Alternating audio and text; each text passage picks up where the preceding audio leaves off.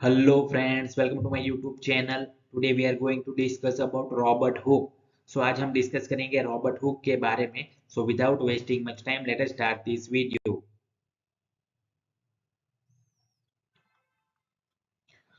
Robert Hooke was born in the town of Freshwater, England on 18 July 1635. Robert Hooke का जन्म 18 जुलाई 1635 को England के freshwater शहर में हुआ था. फादर नेम जॉन हुक, उनके पिता का नाम था John hook. Mother name Cecily hook, उनकी माता का नाम था सेसिली हुक.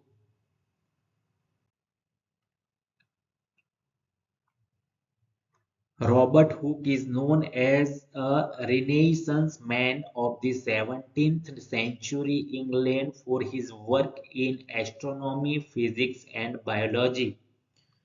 रॉबर्ट हुक को खगोल विज्ञान, भौतिकी और जीव विज्ञान में उनके काम के लिए 17वीं शताब्दी के इंग्लैंड के पुनर्जागरण पुरुष के रूप में माना जाता है.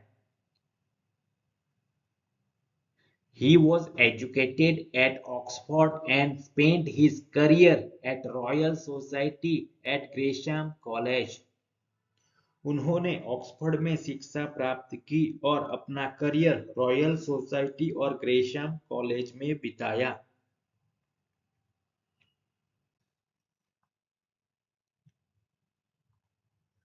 Robert Hooke research and experiments ranged from astronomy to biology to physics. Robert Hooke की शोध और प्रयोग खगोल विज्ञान से लेकर जीव विज्ञान और भौतिकी तक फैले हुए थे. He was appointed as curator of experiments for the newly formed Royal Society of London in 1962. उन्हें 1962 में लंदन की नवगठित रॉयल सोसाइटी के लिए प्रयोगों के क्यूरेटर के रूप में नियुक्त किया गया था. He became a fellow of the society in 1663. वह 1663 में सोसाइटी के फेलो बन गए.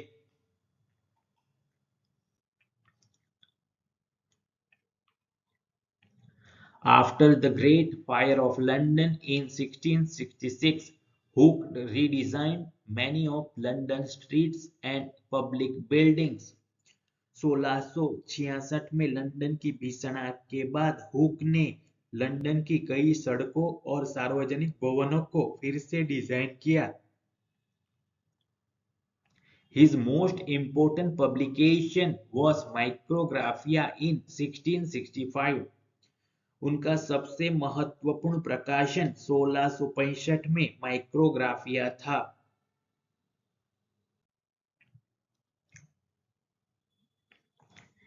In this book, he documented experiments that he had made with a microscope.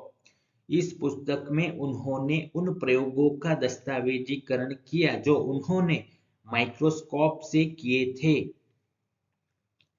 He coined the term cell while discussing the structure of cork in this book. इस पुस्तक में cork की संरचना पर चर्चा करते हुए उन्होंने सेल शब्द का गठन किया.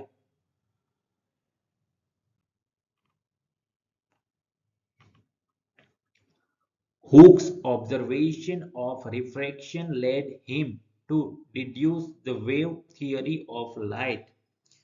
हुक के अपवर्तन के अवलोकन ने उन्हें प्रकाश के तरंग सिद्धांत को निकालने के लिए प्रेरित किया.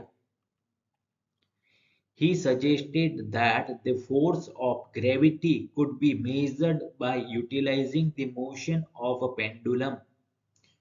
उन्होंने सुझाव दिया कि पेंडुलम की गति का उपयोग करके गुरुत्वाकर्षण बल को मापा जा सकता है.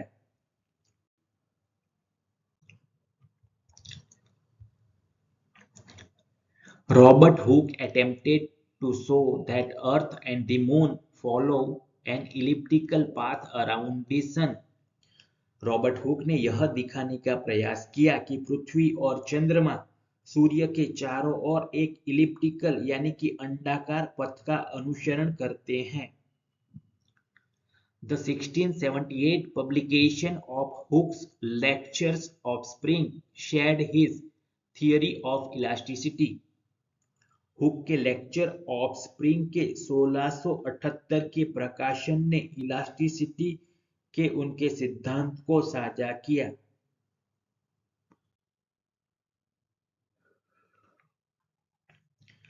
According to Hooke's law, the force required to extend or compress a spring is directly proportional to the distance of the extension or compression.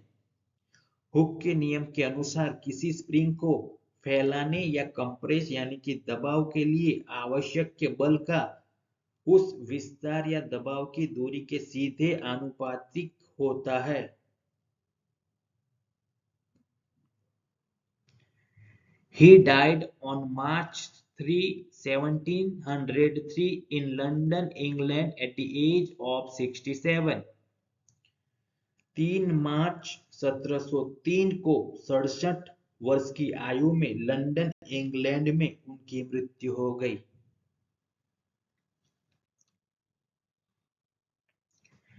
Please like, comment, share and subscribe my channel. Thank you.